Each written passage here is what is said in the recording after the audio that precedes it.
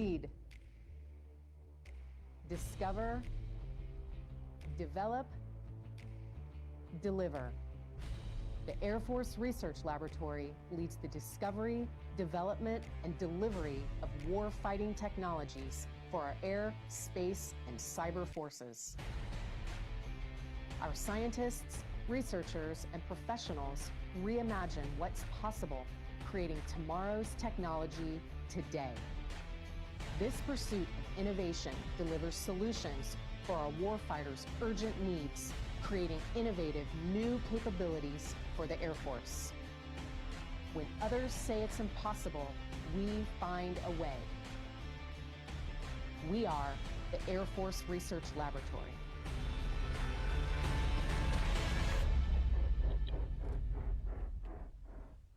Hello folks, I'm Kenneth McNulty with AFRL Public Affairs and will be facilitating today's Town Hall. Today we're joined by our two awesome hosts, our Commander, Major General Heather Pringle, and our Command Chief, Chief Master Sergeant Kennon Arnold. Thank you both for joining us. Thanks for having us. So the way today will work is we're going to open up with opening remarks to start the stage right. And then we're going to go into a list of questions we compiled sent by you and others around the AFRL enterprise. And we lump them together for continuity, so they make sense while asking the questions, and they are easier to follow. And we'll close things out with, you guessed it, closing remarks. So without further ado, now that the stage is set, we want to invite both General Pringle and Chief Arnold to give us their opening remarks, starting with General Pringle. Well, thank you, Kenneth, and good afternoon, AFRL. I really appreciate you taking time out of your busy schedules to join me here today.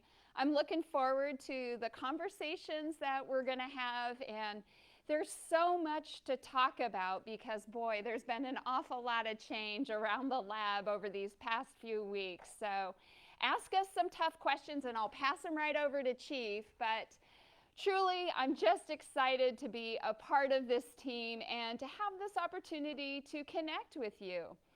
Some of the changes that have been ongoing the past couple weeks include things like new COVID guidelines. Isn't that exciting? I bet it's really fun to see a real face here and be here with the Chief.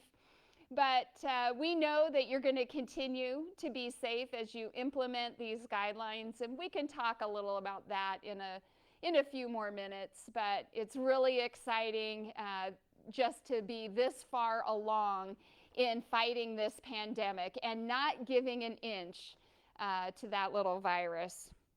Of course, it's almost Memorial Day, and that means you're going to be warming up your barbecues and having a chance to reconnect with families, and I think that's really great.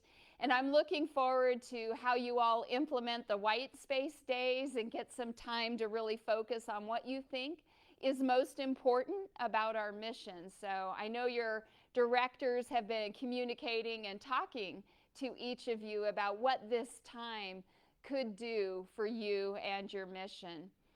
And there's so much to be proud of around the research lab. Chief and I have been out and about these past few weeks. Yeah, it's been great, hasn't it, Chief? Great.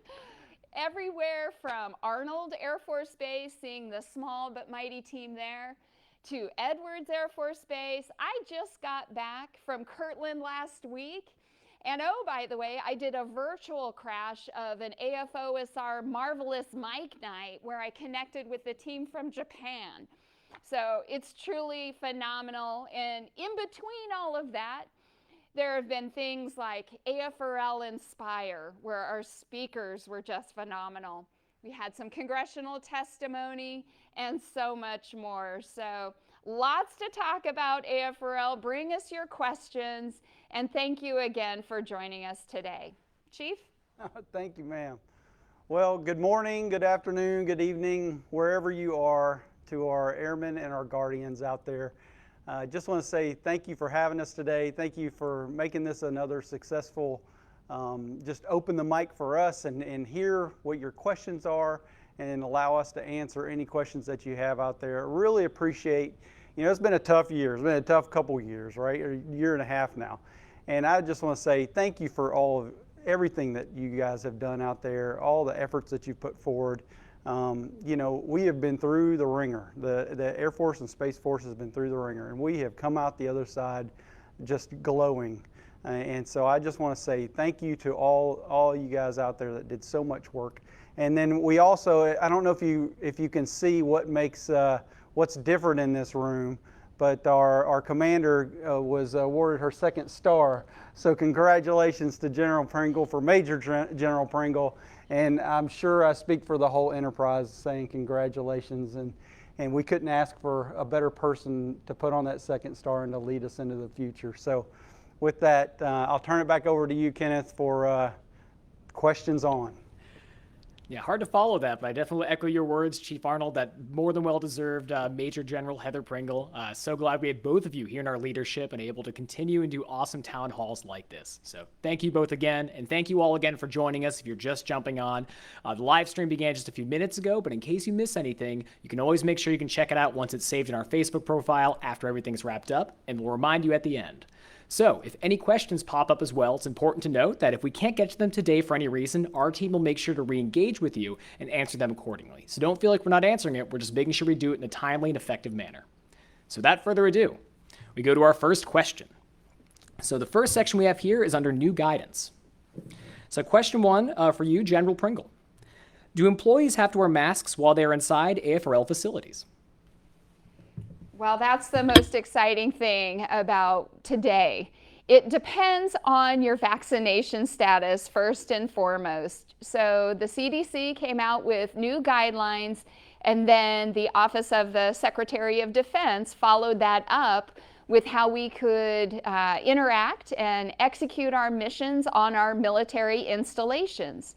And so what this means for AFRL employees is if you've been vaccinated after no earlier than 2 weeks after your final vaccination, then you can be mask-free in AFRL facilities. That's a great thing, and that's what Chief and I are demonstrating this afternoon. But of course, there may be some unique aspects for certain facilities or for certain mission requirements, so there will be some local adjustments. And with AFRL locations all around the world, I want you to continue to use good judgment and be smart about whether you wear the mask or not, because what we really don't want to do is to have a resurgence of the number of cases, and it's much more important that you stay safe and healthy. So I urge you to comply with your local guidelines. May I add? Yeah, to please that, do, ma'am? Chief. So Jump in. I just wanted to also say that with those guidelines, obviously we're going to have a big mix of people doing different things, right? Depending on whether you've been vaccinated or not will depend on whether or not you should wear your mask or not. Some may choose to wear their mask even though they've been vaccinated because they have some health concerns or concerns in their family, maybe their children or loved ones at home. So I just say for us to be respectful of everyone's decision and what they do and what they decide to do or do not. So just be respectful. No, we don't need to challenge each other or call people out because we think something or think something else.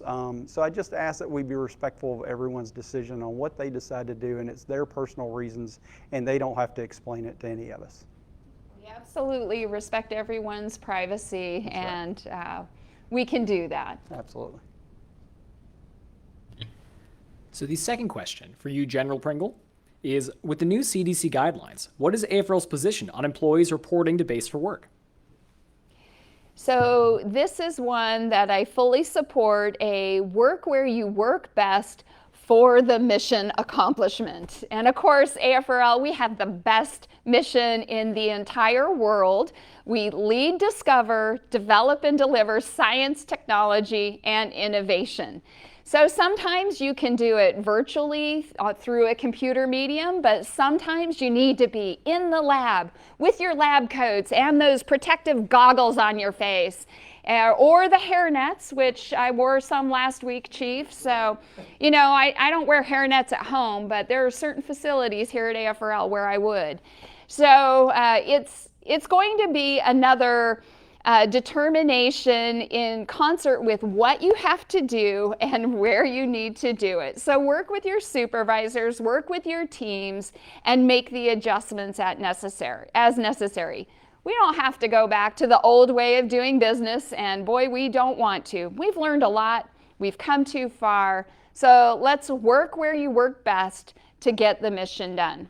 Do you want to add anything, Chief? I think that's perfect, ma'am. I love the fact that work where you work best when, for the mission. And so, some things you, obviously, like the General said, some things you can't do. I think about my, time in the Air Force as a aircraft maintainer. Obviously, you can't fix an airplane from my living room, although I wish I could. Maybe one day, right? Maybe we can work on that. But in the meantime, I know that some of us do need to and have to come to work to get the mission done, and so we should do that. But you're right, ma'am. We don't want to go back to the old way of doing things. That would definitely be a step in the wrong direction. And the last question we have in the new guidance section is open to both of you.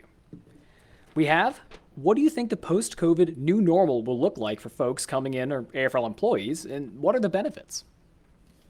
You take that, Chief. Okay, ma'am. I think more of like I just said, I love the fact that we, I hate the fact that we came through what we've come through over the last year and a half, but boy, have we learned some things, and we've learned some things quickly.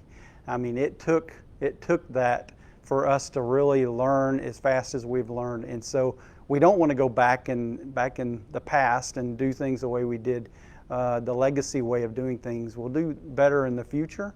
I think that our new employees that will be coming on will see that, hopefully. That will be an encouragement to our new employees and folks thinking about joining the AFRL team to see we are doing things differently than what we did things back old last century. We don't want to be old legacy. So I think that I'm encouraged about what the future holds for us and what this brought us to, even though it was painful. It's been great. So I totally agree with you, Chief, that we're not going back. And a couple things that I would see with this new normal might be, there might be some opportunities where we want to connect and bring the whole team together. Things where we have new employees who haven't put faces with names, they don't know who to call, and so bringing those new employees into the workspace will be important early on until they really get the feel for things. We certainly want to have significant opportunities to collaborate and connect together, so there might be some critical meetings that require us congregating in a safe manner, but it's not required for everything. And I see us using the virtual medium for quite a lot of meetings to expand the list of attendees and folks who can participate. So it'll be a hybrid, it'll be adjust as you go, but we're not going back, that's for sure. So the next set of questions we have is more about recent events and specifically a lot of travel you've been talking about, cool facilities and amazing people you've gotten to meet. So the first question, General Pringle, is you visited many of the AFRL sites across the country. Can you briefly cover the places to which you traveled? Oh boy, it's been fantastic. And I won't get this all in order, but I went to Arnold Air Force Base and I met the aerospace vehicles team there with their hypersonics wind tunnels, and that was fantastic. Went to Edwards Air Force Base and met the rocket lab and got to see a lot of the team out there in the desert doing exciting launch support, rotating detonation engine work, things like that. Just got back from Kirtland, for example, where I met our space vehicles team, and we did everything from small satellites to a ribbon cutting for a new facility. I met the directed energy team, and we talked lasers and microwaves and so much exciting work going on there. I went to the Information Directorate up at Rome, New York, and of course, we discussed quantum and we discussed computing and all kinds of activities that they have going on there. Eglin as well, and of course the virtual crash of AFOSR, just to name a few. I'll stop there. No, trust me, we definitely want to hear more, which is why I have this follow-up question. So seeing all these cool places, there had to be some awesome people that really made an impact. So was there any people or even teams or groups that you thought really stood out, and what do they give to the overall AFRL team? Yeah, that's an unfair question, Kenneth. You know, how in the world am I supposed to pick one of my beloved AFRL teammates that stands out above the rest? It's truly impossible, but I'm just going to share one story, okay? And this is just one story worth sharing, but it's indicative of every single person on our team. So, Lieutenant Mott, Colton Mott, I met him Friday, and he got promoted to captain. And I had never met him before, and I had the honor of promoting Lieutenant Mott to captain. And I got to meet his wife, Chelsea, who is expecting their very first child, Lily, who's coming in July, and his mother, Cindy Mott. So I have to say that was just an honor of a lifetime. But then you learn about this now captain's story. First in his family to go to college. First in his family to join the military. And then you learn about what he's done in his 4 short years in the Air Force. Truly phenomenal. You know, he's an electrical engineer. He built the only database the Air Force has on electronic warfare and set the standard for the entire Air Force as a lieutenant. That's just amazing. And then, this story goes on and on, but I'll stop right after this. Of course, he has 2 dogs too, Rosie and Baylor. But this is what got me. He serves his nation with honor. He is proud to serve. He is excited to serve. And in his remarks on Friday, where he was so grateful to be promoted to captain, it made me so proud to be on a team with Captain Mott. And it just warmed my heart. I'm so proud of this captain. I can't wait to see what he does as a member of RV. He's in our space vehicles team, and he's only been there a month and a half, by the way. Already hitting the ground running. So that's just one story, but there are so many. Absolutely phenomenal. And the next question we have, also not picking favorites, we promise, is during your travels, there had to be some awesome facilities, demonstrations, or capabilities that really stood out. So are there any specific stories kind of along those lines that you thought one demonstration was really cool? Yeah, Another Kenneth. setup. It's so not fair. No. Not fair. But this is what I'll say. What I really liked in all my travels, which are just ginning up, we're reconnecting right now, and it's so exciting. But what I really loved is to hear the stories of how every individual was connecting their work to the mission and the warfighter.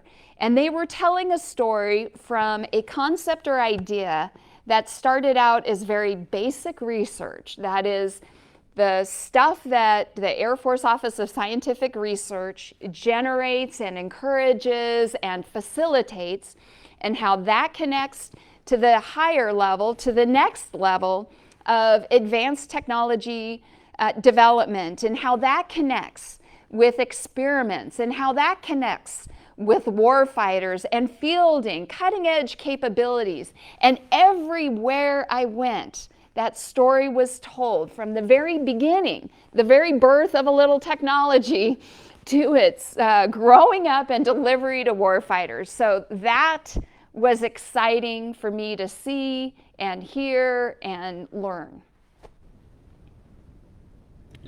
And the same question goes to you, Chief Arnold. Traveling all of these cool places, facilities, and seeing all these people, are there any stories that really come out to you, or any cool technologies that you want to share? Any stories with us? So Kenneth, I'm telling you, my kids sit in the back seat, and I have 4 children, and they love to ask me who's my favorite, right? And so that's what you're asking me to do. You're asking me to pick the favorite, and there's no way. I will tell you, We have so many amazing things going on in AFRL, and in my time of getting out and seeing folks and hearing, what I really love is to hear your passion. There's so many people that are so passionate about their team, the people they work with, the people that are helping put things together, the project they're working on. I just love hearing the passion. It doesn't matter if it's right here in our back door, you know, at the 711th Human Performance Wing, or if it's all the way over in Japan with Dramont over in Japan, which I know he's probably up early watching. And so hello to our team out there. But I will tell you, I'm just blown away. I'm amazed. And I will tell you, with my background and where I've come from, I do a lot of just wow. Head nodding and wow, because so much goes way over my head. But you guys are just amazing, the stuff that you do all the way around. But what I really love is hearing the connections that our people have. And hearing, you know, seeing, like you said, ma'am, the families that get behind and support each other. And we've got, you know, moms and dads and brothers and sisters, and we go to some of these events and they're there and they're so proud of them. We are too, and I just love hearing their stories, where they've come from and how they've gotten there. And then the amazing research that you guys are doing just blows me away. I will tell you, I spend most days when we're out seeing folks going, we're doing that in the Air Force and the Space Force. I'm blown away every day. So touching on that point, and something that General Pringle brought up earlier, something that happened recently was AFRL Inspire. So talking about cool people, for those who may not be familiar, AFRL Inspire is an event we host every April, and it's something where we bring in the best minds, like either thinkers, movers, or shakers within AFRL to talk about technologies, the teams they work on, facilities, really everything we discussed here to show just how wide the enterprise is and the cool stuff going on in it. So if you did miss it, the video is saved on our Facebook and our YouTube channel, so check it out. But shifting the focus to you. So first, you, Chief Arnold, watching the event, can you kind of talk to the folks about what it meant to you, how it impacted you, and were there any talks in particular you thought were really cool that you'd like to share today? Right. Well, AFRL Inspire is just that. It's very inspiring, right? And so, and the jacket you wore there, Kenneth, was extremely inspiring. So let me just go ahead and say that stood out in my mind right away. Now people want to see it. Yeah, exactly. If you don't know what I'm talking about, then you're absolutely missing out. So go check it out. But I will tell you, this was my second AFRL Inspire event, and again, it's one of those things. It highlights you and what you're doing, and the research and your babies. You know, the things you've been working on so hard, so long, and some of you for years and years have been working on these things. And so to just highlight that to the rest of the community, our whole enterprise, and showcase what you're doing. You know, this year we started with the chief scientist from Dr. Maj from the Space Force, who stood up and talked about supernatural. What is it? The supernatural. Superhuman technology. Superhuman technology. That was it. See, it stuck out in my head. Superhuman technology, and just where we're going with AI and data-driven stuff. I mean, it was just mind-boggling to think where we're going in the future. You know, again, you're asking me to pick just one. I'll say they all did great, but one that did stand out to me, here we go. Dr. Christensen, I think it was, he talked about inside the wing, inside the wing, outside the box.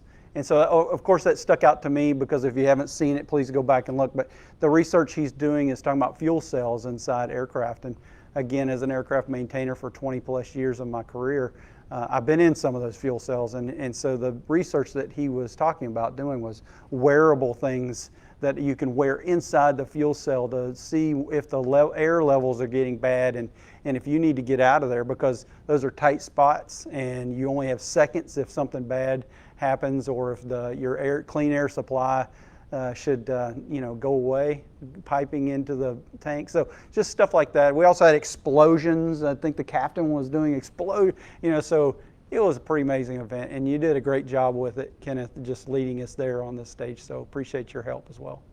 Well, that's what I was going to remark, is how the team behind the scenes did such a phenomenal job of pulling that together and sending the invitations out far and wide. It was reaching moms and dads of some of our speakers, and a couple of them wrote me, by the way, and they told me who their favorite speaker was, and of course it was their son or daughter, and in particular John Henry Williams, your mom and dad both wrote me and said that you were the best. Of course, you were our kind of let's use the baseball analogy, Chief, the pinch hitter, the one that comes at the end and lets everyone finish. Not 100% sure you got that right, not but right. You're a good try. All right. So John Henry Williams did a great job. So did all of our speakers, and it was just great to have the team together, connecting, discussing science and technology in a way that was entertaining and informative. So I just loved every minute. Well, thank you both, and especially thank you for helping congratulate not only the speakers, but like you said, the amazing team behind it. They deserve all the praise in the world, and as they mentioned, if you did miss it, I did get to host it, not plugging my own stuff, I promise. But if you want to learn more about my F1 career and the jacket he mentioned, check it out. So again, saved in our YouTube channel and our Facebook, and you can watch the entire talk, and soon we're going to break apart each speaker's talk so you can watch them in chunks. So expect that to come here soon. Now, the next section we have is General Pringle. In addition to your site visits, you also testified in front of a Senate subcommittee on Capitol Hill, as you mentioned. Can you tell us about the purpose of your testimony and summarize the important messages you delivered? It was a great opportunity to represent the Air Force Research Lab in front of our legislative branch. Of course, they have an important role in defining the laws for our nation and providing guidance and oversight and facilitating our very important mission. So being able to represent each and every one of you was truly an honor. And I'll have to say that all the prep that went into it and all the folks who came together to ensure I had the most current information prepared for this testimony, I really have to give a shout out to the entire team. In particular, Myra Saxon, woot woot. She was phenomenal in gathering all that data, setting up the meetings with each and every one of you. So the main purpose was to talk about the mission and what could Congress do to facilitate our ability to deliver capabilities, our ability to discover new technologies. And they asked questions about personnel policies as well as infrastructure policies and how we maintain our facilities at the most current capabilities that we need, like the wind tunnels, for example. And they also asked about technologies, what's exciting on the horizon. So it was a broad range of topics. The team did a phenomenal job in prepping me for that, and I just played a small role in getting the word out, repeating everything that they said. I'll tell you, ma'am, as being a spectator watching that on C-SPAN or whatever, the movie star that you are, ma'am, it was awesome to watch. And I will tell you what stuck out to me was the fact that how eager some of them were to help and how they wanted to bust down some of the red tape and the process to get things done. They are asking, how can we help? How can we help you get your research done quicker, more efficiently, more effectively? And so what I would say to you, if you didn't see that, obviously you could go back and watch the testimony, but even if you didn't, think about things that we need to break down barriers or break down walls so that you can get your job done and that you can, get your things across the finish line or get them more in motion or back better. So just let us know how we can do that, because I know you'll probably be making another trip there, a few more trips in your time, and they'll want to know what we can do to do that, or what they can do to help us out. I'll just add to that, Chief. That's just an important message to reiterate to our workforce. You should always be telling us what your challenges are to your effectiveness. That's why the Chief and I are here. We're going to kick down doors. We're going to remove and obliterate obstacles and anything that gets in your way as we accelerate change in accordance with Chief Brown's mantra. It's up to the Chief and I to make that as easy as possible, and I completely agree that the committee that was asking all the questions wanted to facilitate. They wanted to do their part in creating laws that would facilitate the science and technology mission. So bring us your ideas. And during the testimony, you mentioned increasing our sources of innovation several times. What does this phrase mean, and why is it so important to the lab?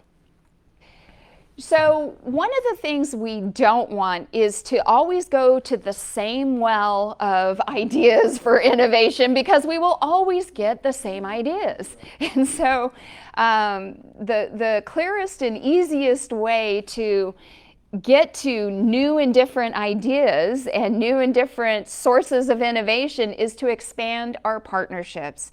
And so we talked a lot about what we in AFRL, what you in AFRL are all doing to expand our networks, connect with new industry partners, to cooperative research agreements and cooperative research agreements, to industry partners, academia, and so much more. So we took a lot of opportunities to use our partnerships as a way to increase our innovation. And how has AFRL increased its sources of innovation? So cooperative research and development agreements, now I've got the acronym in my head. We have about 800 of those across AFRL. And it really allows us as a federal entity to partner with a non-federal one in areas where we can explore ideas and facilitate innovation and get the benefit of these two sources of expertise. We bring a certain level of experience, a certain knowledge set, as does industry, and by partnering together we can create a new one. We also talked about consortiums like the Space University Research Consortium that AFOSR is sponsoring. It's a new one, and it allows us to further our ideas and innovation in the space domain, and I'm really excited about what that will produce over the years. Do you want to add anything, well, Chief? Another one I'm thinking of is the AFWorks and CIBR. Absolutely. You know, bringing AFWorks on the team and what they do with small businesses, and the CIBR team joining the AFWorks team, or AFWorks joining the CIBR team, whatever. But that, you know, that's been huge for innovation, because we brought in so many small businesses, and that's where you get some of those ideas, right? Because like you said, you keep going back to the same well, and you're going to sometimes get the same ideas. But we go out to these small businesses, and when I think about it, the Wright brothers were a small business, you know, and if we wouldn't have reached out to them, who knows where we would be. So I love what they're doing for innovation and doing some of those same things that you spoke of earlier. So, you know, just another example. Yeah, that's a really good one, because that really gets a large number of contacts with small businesses, entrepreneurs. And then I was thinking, as you were talking, of Agility Prime and the electric taxi, which is a whole new area of growth and opportunity for an innovative idea. So absolutely, the AFRL team is a part of so much exciting science, technology, and innovation. And following that thread, Chief Arnold, what are CRADAs, and how do they facilitate collaboration and increase our sources of innovation? Yeah, so I think General Pringle answered that. The CRADAs are that bond, or that written agreement between the company or the business out there and the government to say, you know, what we'll do and how. And so we work a lot with CRADAs, and we have over 800, I think 850 or 860 active CRADAs that are going on, where we can, companies can use some of our laboratories. I know we have some going on. We were just out at Edwards, like the boss said earlier, and there's some going on out there where they're using some of our laboratories out there and some of our rocket labs and things. And so that's what that CRADA is it's that bond, that written agreement says what we can do, what you can do, and it brings us together and it opens the door for that, help that we need and that they need to, so. And General Pringle, you thank the Senate Armed Services Subcommittee for Flex 4 authorities. What are these authorities and why are they important to DoD research labs? Oh yeah, now I better look up what the Flex 4 means, the FLEX.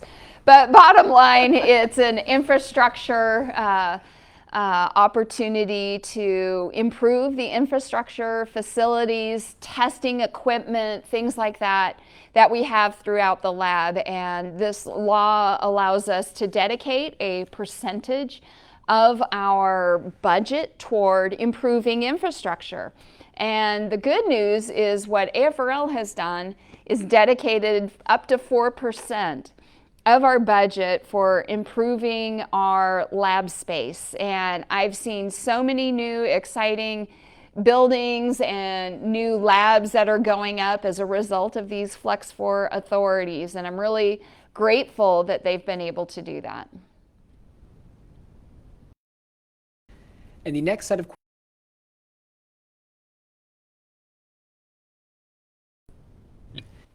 what does Phase 2 of the 2030 S&T strategy implementation look like?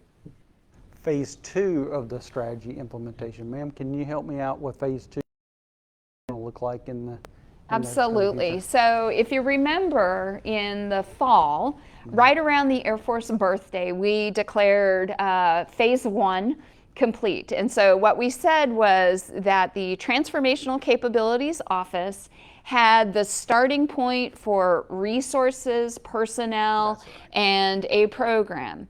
And so what we've been focusing on in Phase 2 has been more in the partnership arena, as well as the human capital, but also adding more, increasing the rigor and the consistency for the Transformational Capabilities Office. So those have been kind of the primary components of Phase 2.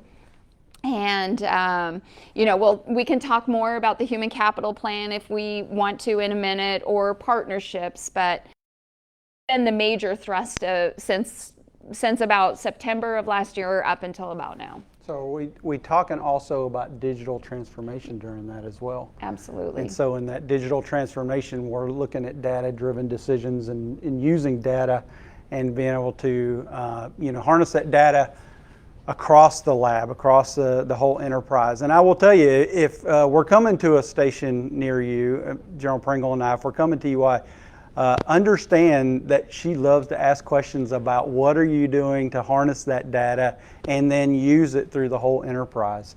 So make sure that that data that we're getting, that we're harnessing it and using it throughout the enterprise.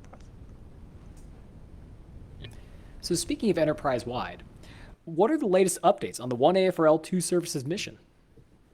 All right, One AFRL 2 Services. So all about space, and I don't think you can see behind me, but we have the logos for both the Air Force on the right and the Space Force on the left. So I'm sure that you're all tracking. We have a Deputy Technology Executive Officer for Space. That is Dr. Hammett, has been dual-hatted as Deputy TEO as well as Director of Directed Energy Directorate, and doing a phenomenal job. And what he's been helping us achieve, first of all, is understanding what our space, science, and technology portfolio is. He's been codifying it across the entire laboratory, ensuring that all directorates are contributing to that space, science, and technology vision, and ensuring that we are aware and cognizant of what's going on. He's aligning our portfolio to the space leadership priorities. That is, the Chief of Space Operations, Chief Raymond, has codified what his long-term science and technology priorities are. And so it's up to AFRL and all of you to meet his vision, and Dr. Hammett is helping us tie the string from strategy to actual resources and efforts, science and technology, that each of you are doing. We've also, since we last chatted, actually, we've commissioned a few Guardians into the United States Space Force. Super exciting. A little over 300 company-grade officers have commissioned into the Space Force. They're so great to see across the laboratory with their blue thread on their uniforms and really doing a fantastic job. And by the way, they're not all at Kirtland. They are all over the laboratory, and that's part of being one AFRL for two services, having airmen and guardians. And those are just a couple examples, Kenneth. Thanks for asking. So speaking of airmen and guardians, General Pringle, how will AFRL maintain tight connections with the warfighters of both services and continue to deliver outstanding value? That is why we exist. It is to support the warfighters and ensuring that they have the technologies to keep the fight unfair, to stay ahead, and keep, if everything's going right, we're delivering surprises, right? And frankly, as your commander, I should be surprised every day by what you're doing out there. So how do we stay connected so that we know what the warfighters need and they know what we're doing, and that it's this close collaborative relationship? I know you're doing a lot, and I'm just going to give a couple examples. One is the Savage Future effort that had been going on at Nellis, led by our Chief Technology Officer, Dr. Bunning, and his team with Lieutenant Colonel Tony Kane. Boy, that's a really exciting effort. They're going out to Nellis, participating with warfighters, bringing a number of technologists, analyzing some of the challenges that those airmen have in their domain, and then collectively, collaboratively creating solutions and figuring out ways that we can address it with technology by bringing that expertise together. The WarTech process is another example of how we bring together the warfighters in the same room as the acquirers and the technologists, and iterating on challenges and solutions, looking for ways to solve the problems. So those are just two examples. There are so many more that I could give, but I'm glad you asked, because nothing's more important than ensuring our warfighters have what they need to stay ahead. That is our mission, and that communication is key. You know, it's funny, we just went through our DOCs, and we talked a lot about communication, and communication is one of those things that's come up every DOCs I've ever been a part of, is communication, right? And so making sure that we're communicating with our partners, making sure that we know what we're doing inside the lab and we don't recreate the wheel and can help each other. The WarTech process, all these processes just bring together communication and getting all the smart people in one room so that they can figure out how to make things work and how to make it happen. Because there's no doubt in my mind that we have the smartest folks that can do anything given the resources and given the time. You guys can do anything. And I'm just going to interject, Chief. You brought up our DOCs. So that's our climate survey. And what I do want to tell you, AFRL, is that the Chief and I and all our leaders have read the results. We take it to heart, and we are committed to solving the challenges, to resolving the issues that you have raised to us. So we had a discussion today at one of our meetings about what we saw at the enterprise level, but I've been having separate meetings with all the leaders and discussing what were some of the areas where we did really well and what were some areas that we want to improve on. And of course, communication is one that we always want to do better on and ensure that you know what's going on up here, out there, over there, and we can't communicate enough, but I'm glad you raised the deox because we want you to know that we hear you, we take it seriously, and we are committed to making positive change in response to your feedback. Absolutely. So thank you both. The descriptions you gave and the examples you dove into really gave us an idea of what one AFRL, two services really means. But General Pringle, are there any efforts being made for one lab supporting more services? The Army and Navy have research laboratories, but what is being done to ensure minimal stovepiping and redundancies across all laboratories? One thing that I saw as I was traveling out and about is that y'all are really connected to our sister services, and it's great to see. And some, for example, are even transitioning science and technology to other services, or the reverse. They're transitioning their science and technology to us. So it's a win-win situation when we partner with the other services. But you might not know that at my level, I meet with the other lab commanders, that is Admiral Selby and now Dr. Willison, who's heading up for the Army. And we get together on a quarterly basis. In fact, this Wednesday, in 2 days, I'm going to meet with them again and talk about what are some common challenges that all defense laboratories face and how can we collectively problem solve and find a solution to get after it. And what I'm particularly excited, Chief, you mentioned digital and how important it is. This week at the Lab Commander Sync, we're going to spend some time talking about a digital database that is collectively, that we're working with the Navy on. The Air Force and the Navy are working together on one particular database to ensure that our scientists and engineers have access to all the efforts that are out there and can make some data-informed decisions. So that'll be a great opportunity to talk about how far along it is, how we can help their progress, and when can we deploy it, right? When can you get this tool on your desktop? So I'm hoping to get access in the next week or so, and we'll see how it goes.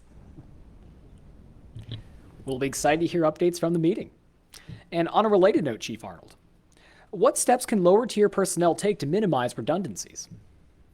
So some of the same things that General Pringle and I do when it comes to communication and connecting is the same things that our lower level individuals can do. Like I said, the last thing you want to do is reinvent the wheel whenever there's already a wheel out there invented, right? So you want to make sure that you communicate across the board, because I will tell you, if you're waiting on General Pringle to be the connector between two directorates, it's probably you're going to be waiting a little while, right? But it always is surprising to me when we're out and about and somebody comes up to General Pringle or I and tells us about something. We're like, you know, they're doing something like that over here in this other organization too. You should probably give them a call. So reach out and figure out where those connection spots are, because they might be out there, they could be out there, and you know, making those connections is huge. You know, something going through the Air Force as an enlisted member, you know, always thought chiefs knew everything, right? You know, a chief knows everything.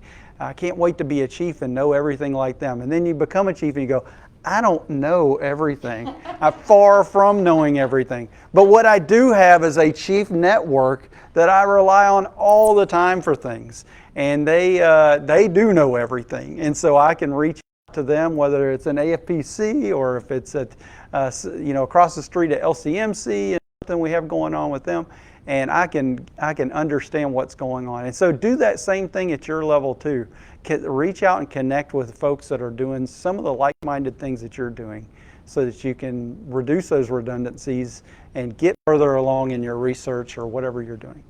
So here's the thing, Chief. If you're new to AFRL and you don't have that established network, that's what I think about, because our personnelists are doing a phenomenal job of bringing new people into our fold who may not have that deep network of chiefs in their, I'm going to use an old term, Rolodex. But anyway, on your speed dial, or contact list. Right. So I guess one thing I would add to what you said is if you are new and you don't have the connection, first of all, reach out to your supervisor, Right. and they can help you connect.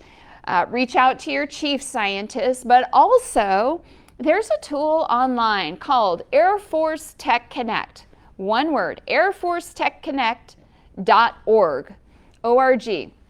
And what you can do is you can enter in your area of expertise. And your area of expertise was atmospheric chemistry, Chief? Yeah. And so you enter in atmospheric chemistry, and what Air Force Tech Connect does is it reports back on all the people within AFRL, the Air Force Institute of Technology, and I think we even have the United States Air Force Academy as part of that database. For people that you can connect with. It just provides a list on everyone who's also interested in atmospheric chemistry, and then you can connect with them individually. So that's another one that's a little more of a tech solution to that, but sometimes there's no substitute to asking someone you know, your supervisor, your chief scientist, just to name a few. How important that is today also in the COVID era, where we've come and we've hired so many, when we're out visiting folks, how many folks have been hired during this COVID period and have told us, I haven't even seen my office yet. Yeah. I don't even know anyone yet. And obviously, hopefully we'll start to change that, but you're spot on, ma'am, especially during this past year. I know there's many of you out there in that same situation, so reach out to that airforcetechconnect.org and see what we can, where we connect, where we need to. Absolutely. And speaking of something we touched on earlier, circling back, General Pringle, what is the AFRL Human Capital Life Cycle Systems approach? Oh, I'm so excited about what we are doing with human capital. Phase 2 of our Science and Technology 2030 strategy. So what we are doing is gearing toward writing a human capital strategy that connects all aspects of the human capital life cycle. Everything from our STEM students and K through 12 and everything that Elise Lorbach is doing in that area, ensuring that she's growing skills that we're going to need in 5, 10, 20 years from now, to our intern pipeline, and that's being overseen by the recently hired Oscar. And he's doing a great job of ensuring that our interns have mentors in the laboratory and they're working on problem sets that will further our S&T mission. Of course, that's all outside our current workforce and everything that we're doing for each and every one of you. From hiring programs, ensuring that we're doing that with speed, to development programs, working with our learning officers to give you skills that you need to be most effective at your jobs, and so much more. And even on the end, there's a new alumni program. So once you graduate, or depart from the Air Force Research Lab, you're a lifer, no choice in this. You get the tattoo, and forevermore you will be connected. It's just a joke, but you're connected to AFRL, and we're hoping that through that alumni program that you continue to contribute to our mission, that you make connections wherever you may go, in industry, in academia, in the schoolyards, and that we're helping further that S&T mission. On the alumni side, I don't know if you knew this, Chief, but a couple months ago, I invited all the former AFRL commanders to have a virtual discussion, and we talked about all the exciting things that folks are doing across AFRL, and it was really fun. I think we had 9 or 10 out of 11 of the former AFRL commanders participate, and they were just really excited, and they weren't surprised. They'd seen it during their tenures, but it was a great opportunity to connect with each of them. They were also very surprised, or not surprised, I should say. They were just astonished with how far we've gotten. You know, some of the earlier commanders, with how far AFRL has come and the incredible work that some of them saw getting started in the early days to come to fruition. So it was really neat to hear some of their inputs. And now that we have a good idea of what it is and what's being done, can you dive deeper into the implementation of the human capital strategy and what updates you may have on it? So Miss Julia Paracat is our lead for the human capital. She's our human capital strategist. And of course, she's connected with our Office of Personnel under Miss Alfaro and our learning officers. And what she's doing is she's working with a team and developing each of the efforts for what will support our human capital strategy. And there's a couple different themes in there. And Chief, I'm wondering, there we go.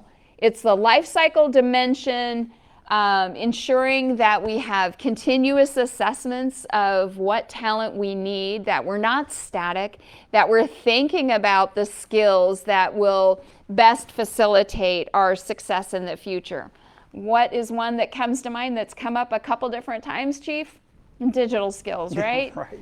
And so how can we better facilitate that? Can we infuse those skills into our current workforce or better facilitate it so that everyone's game is increased, including my own? I need to do that too. But can we infuse it into our K through 12 program or the intern program? And then the other piece is we're focused through our human capital strategy not only on individuals, but also on teams and organizations. So that way it scales up, it scales down, and it will be continuously updated. And Chief Arnold, what is the latest on the Digital Transformation Initiative? Well, yeah, exactly. That's what I was talking about earlier when it comes to human capital and that digital transformation.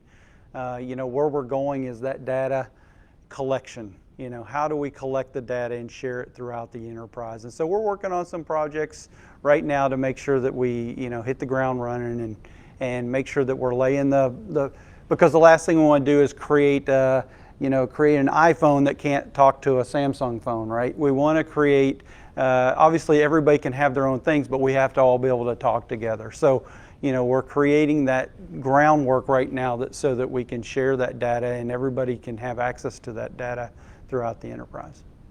So one of the things I would expect that we're going to be doing sometime is baselining, right? So we know where we are and then we know where we want to be, and so that we are taking the concrete steps to get there.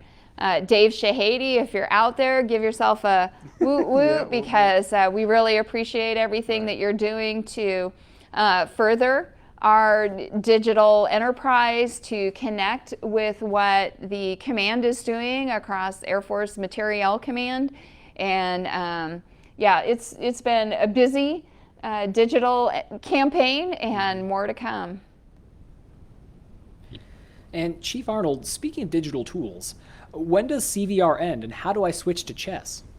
So that's that CVR Teams ends June 15th, and then we move over to Ches. Now, it's not as hard as I thought it was going to be to move over. And, you know, had these, but I will tell you, it's very easy. All you have to do is get on your Teams and log off and log on in a different way. And I believe there's some emails out there that tell you. But when you look at Ches, it doesn't really look any different than your CVR Teams does. So there's not much different. The big difference will be it's only CAC card holders will have access to that. So that's the big difference. And then we can obviously talk about some more sensitive items whenever we do eventually go to the Ches and get it fully transitioned over, which we did this morning for our meeting this morning. That was the first one I think we had in-house AFRL, but AFMC has already moved over. And so we should expect, if you haven't done that already, obviously June 15th is coming real quick. So make sure that you figure that out and find that email on how to migrate over to Ches. But obviously we'll still have Zoom and other things that we'll be able to use to get the word out through the virtual.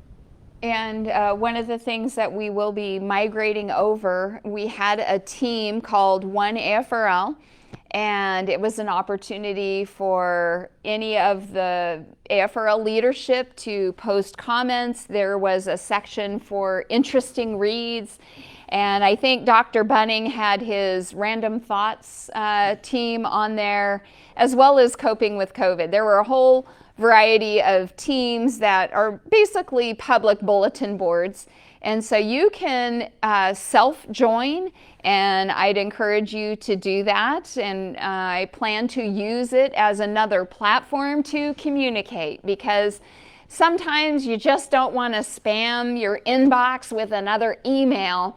And so I use Teams just for something that is a little more enduring and a little easier to reference. So look for that one, AFRL Teams on CHES, and we'll be using that as well. I think it's also called AFNet Teams as Right. well. So if you hear that phrase, that also means CHES. So don't get confused, or like I did, and go, oh, I have multiple things I have to use. That AFNet Teams is the same as CHES.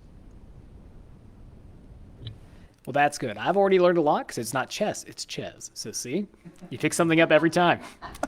So now that we're rounding near the end, we did receive 3 questions from our audience. So starting with the first, General Pringle or Chief Arnold, whoever wants to tackle this first, or both, how can employees help mold the diversity, equity, and inclusion efforts, or help, excuse me, let me rephrase. How can employees help mold the diversity, equity, and inclusion efforts going on at AFRL currently? It's a really exciting time for our diversity and inclusion efforts. So one of the things that we're doing is we're hiring a new DE&I officer at the AFRL level. That process is ongoing, and that will help shape our efforts going forward, because we know that diversity goes hand in hand with innovation. Just like my comment earlier, right? If you keep going to the same sources of innovation, you're going to get the same ideas. So we want to expand that out. So it's a really great opportunity for all of AFRL. If you are interested in supporting what we're doing in that area, there's a couple different ways that you could connect. It depends on your director and your directorate, how you can do that, but by and large, the learning officers are connected to our D&I efforts. Some of our directorates are standing up D&I councils.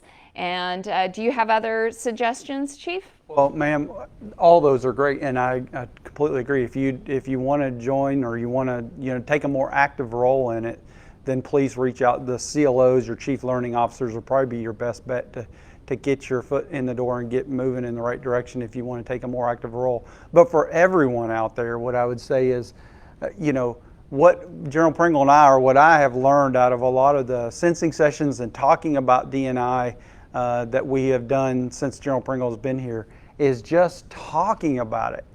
How much that does, just being able to discuss it and talk about it. Do that around the water coolers, the virtual water coolers, whatever the case may be, but just to be able to talk about that more seems to do a lot for just everybody's understanding. Just like you said, Kenneth, you're learning a ton here, right? I will tell you, I learned so much during our sensing sessions about what others have seen that obviously I haven't seen, or vice versa. And I get so much out of that, and I get a renewed perspective of where we're all going. And so the more we can just, openly discuss that, just like we talk about any other thing around the water cooler, I think is very good for the process of D&I and the innovation too.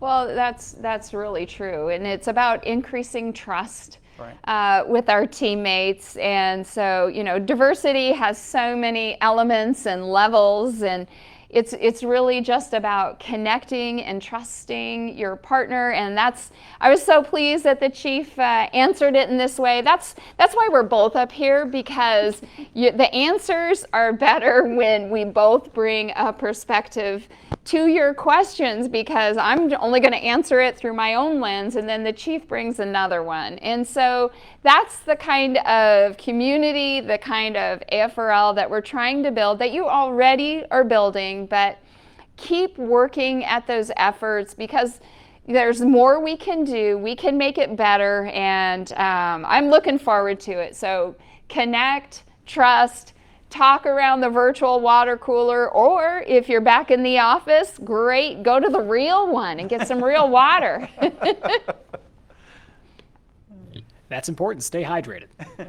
The next question we have is, can either of you tell us more about the White Space Day AFRL will be implementing this summer? What does AFRL hope to gain with this open day for employees? All right. Well, it was an employee idea. So that's first and foremost. We were listening to you and we didn't know how to implement it.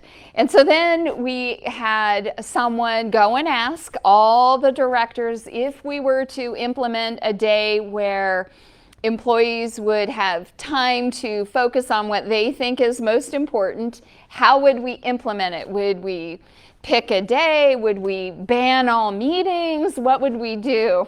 And so by talking to all the directors and figuring out what would work best, we tried to focus on one day a week. That will be Thursday, starting between Memorial Day to Labor Day, where we are going to avoid enterprise-wide activities and mandating, that everyone all comes into this, top-down driven activity. Doesn't mean you won't have meetings, but you get to have a little more choice in how it goes. So that was the bottom line there. And all the directors are implementing it, mostly the same, but that's the basic idea. It's a bit of a pilot. It ends on Labor Day. We'll see how it goes and how we take it from there. Where else better to do something like that than in the Air Force Research Lab? We, take on these challenges and we sample a little bit, try a little bit. Let's see how this works. A lot of successful businesses out there, a lot of successful companies do this, and it's turned back so sevenfold on what they get back in return from this. So this is just an opportunity to try something a little different. I'm very excited about this, to see where this goes and to see some of the great ideas and great things that come about of giving you some time back, giving you some time to just think instead of thinking about what next meeting you have to go to or what next presentation you have to give. But now you have some time to really think about what you're doing and how you're going to do it.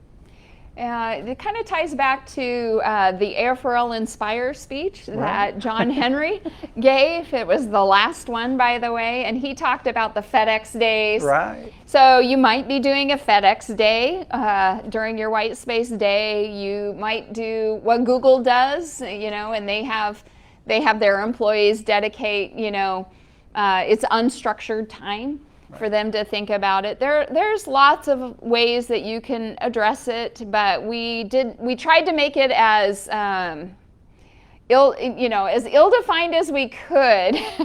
Just keep it in the guide, but keep it between the goalposts. There you go. Yeah. Between the goalposts, between first and third. There you go. Keep it in fair play. It wouldn't be a commander's call or virtual medium if I didn't talk baseball in some form or fashion. Right. Wrongly, probably. Wrong. And the final question we have is for you, General Pringle. In your travels and meetings with airmen and guardians across the world, what has been some of the feedback you've received that AFRL should be prioritizing in the coming year or even further into the future? What should we be prioritizing in terms of activities? So I think digital is one of the ones, and digital is kind of a broad umbrella for a variety of things, but I think folks are asking for access to more tools that will facilitate their work, having an easier time with the tools that they have. I will say that the IT community got some kudos on our climate survey results, and that is so gratifying for the RC team and all their amazing efforts there. But I think there's still some more new things that we need to do there. They've also talked about, partnerships, and I see that strengthening our role in partnerships and our strategy for partnerships and facilitating Partnerships will be really important in the coming months because, you know, we've just started how we're approaching partnerships recently, and we want to do more in that area. I'm trying to think, was there anything else, Chief, that came to your mind? Human capital would be that other thing, that, you know, just making sure our people have what they need and making sure that we're bringing on the most innovative and people that we can. And so that human capital process, going back to the junior force as best as possible, if you haven't seen that as well. Another video of General Pringle meeting with our junior force. Very important that we, you know, keep that pipeline going. Thanks. And that concludes the Q&A section of today's town hall. So now we open up closing remarks, starting with Chief Arnold.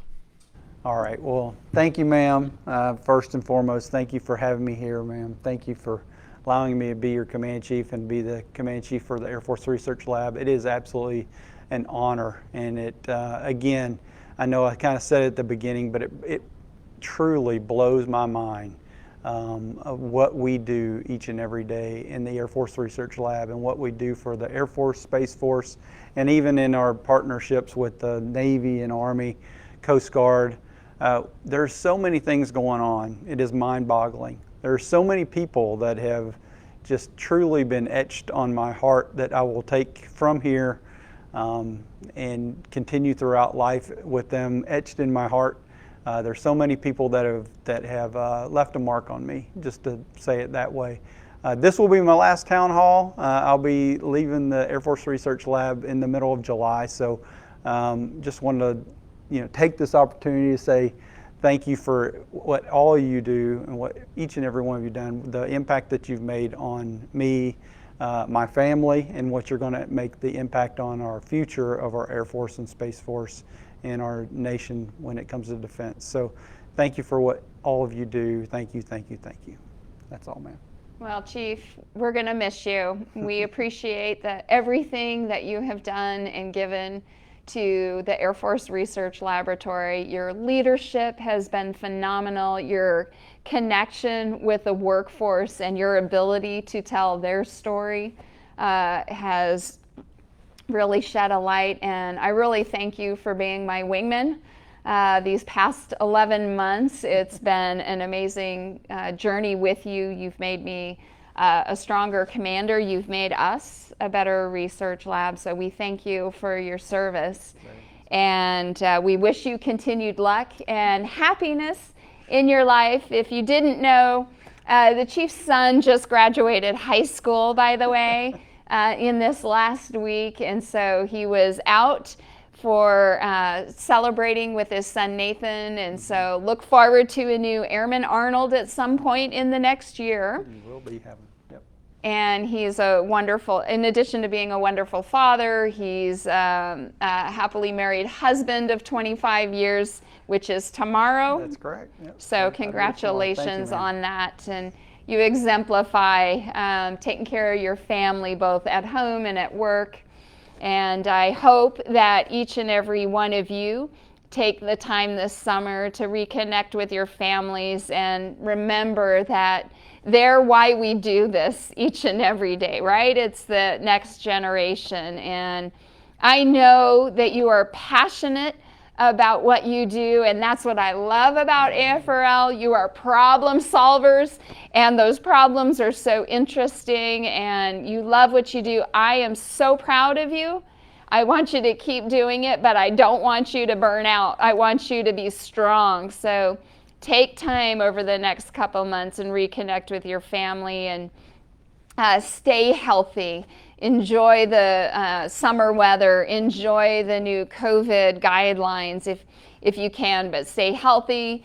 Be ready for what's to come, because change is going to be a part of our future no matter what, as we saw this in the last year. And even though the change in our new command chief will be bittersweet, we'll be ready and we'll keep carrying on. So thank you all, AFRL. Thanks for what you do, and have a great one. Mirroring what you said, General Pringle, I will say, Chief Arnold, for everyone here in the AFRL Enterprise, it's been such a pleasure to work alongside you. We wish you the best, and thank you so much for your service. Thanks, Kennon. And thank you all for watching today. So in case you got on a little late or weren't able to see the beginning of the stream, we are saving the stream on Facebook and YouTube for your viewing pleasure. And if any of your questions weren't addressed, AFRL Public Affairs will make sure that you're reached out to and adequately addressed. So thank you so much again for watching, and have a wonderful day.